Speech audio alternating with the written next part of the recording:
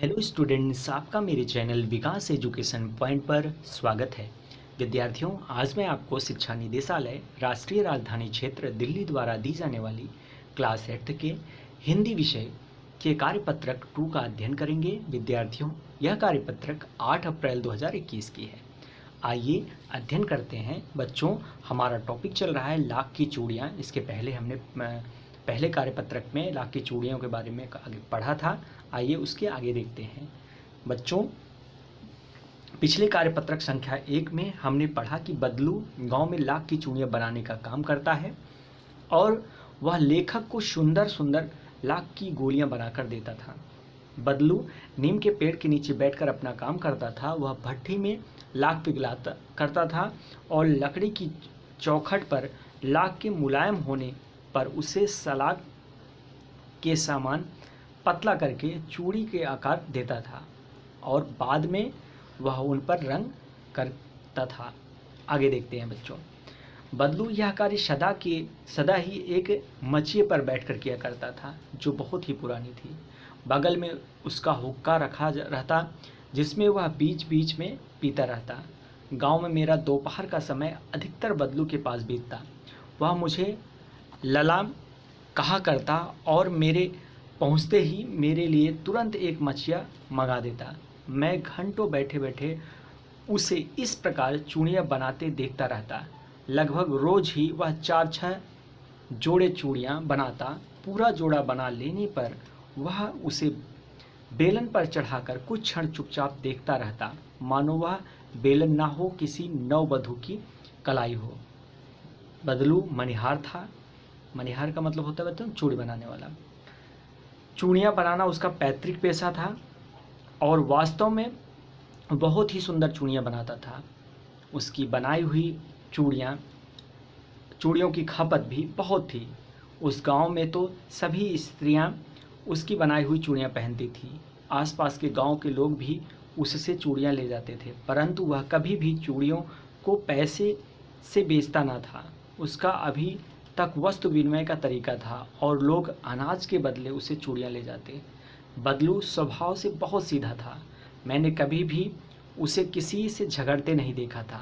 हाँ, शादी विवाह के अवसरों पर वह अवश्य जिद पकड़ जाता था। जब जीवन भर चाहे कोई भी उससे मुफ्त चूड़ियाँ ले जाए, परंतु विवाह के अवसर पर वह सारी कसर निकालता था।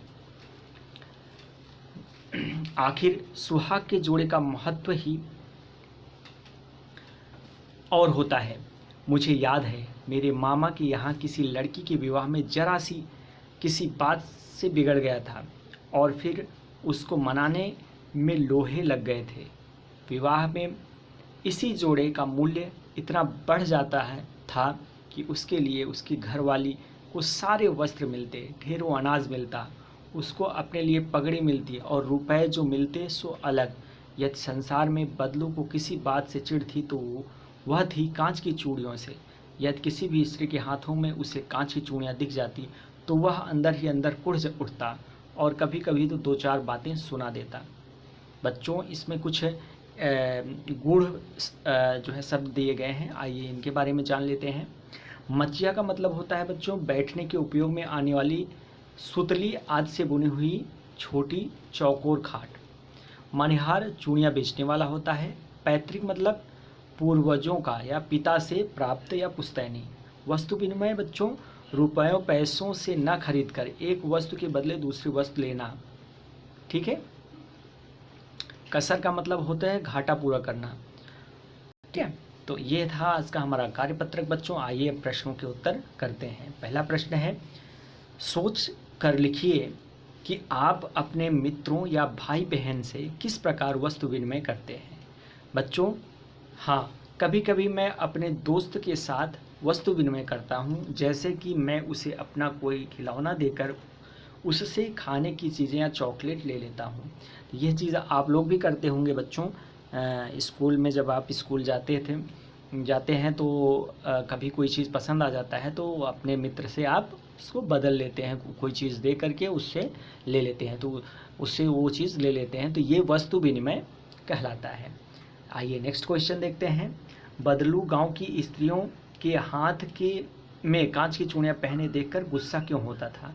तो इसका आंसर लिखेंगे बच्चों, बदलू गांव की स्त्रियों में के हाथों में कांच की चूड़ियाँ पहने देखकर गुस्सा हो जाता था, क्योंकि वह लाख की चूड़ियाँ बहुत मेहनत से बनाता था। उसे यह अच्छा नहीं लगता था कि कोई उसकी लाख की चूड़ियाँ ना पहने और कांच की चूड़ियाँ पहने। ठीक है, तो इसका आंसर आप इस प्रकार से कर लेंगे बच्चों। नेक्स्ट क्वेश्चन देखते हैं, क्वेश्चन नंबर 3। कहानी में आई किन पंक्तियों से पता चलता है कि बदलू को अपने काम से बहुत प्यार था? तो इसका आंसर करेंगे बच्चों क्वेश्चन नंबर 3 का, बदलू लगभग रोज ही 4-6 जोड़ी चूड़ियाँ बनाता था। पूरा जोड़ा बना लेने पर वह उसे बेलन पर चढ़ाकर कुछ क्षण चुपचाप देखता रहता, मानो वह बेलन ना होकर के किसी नववधू की कलाई हो। इससे यह पता चलता है कि वह अपने काम से बहुत प्यार करता था।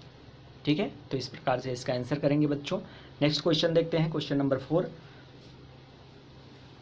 कहानी में मुहावरों का प्रयोग हुआ है, जैसे लोहे लगना यानी बहुत मेहनत करना। गद्यांश में आए अन्य मुहावरों को खोजकर उसके अर्थ भी लिखिए। चलिए देखते हैं बच्चों, इसका आंसर करते हैं।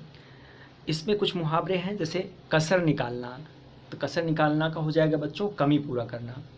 अंदर ही अंदर कुढ़ जाना, इसका मतलब होता है गुस्सा करना। 2-4 सुना देना, तो कड़वी बात बोलना। तो ये कुछ मुहावरे थे जिनका इसमें प्रयोग हुआ है।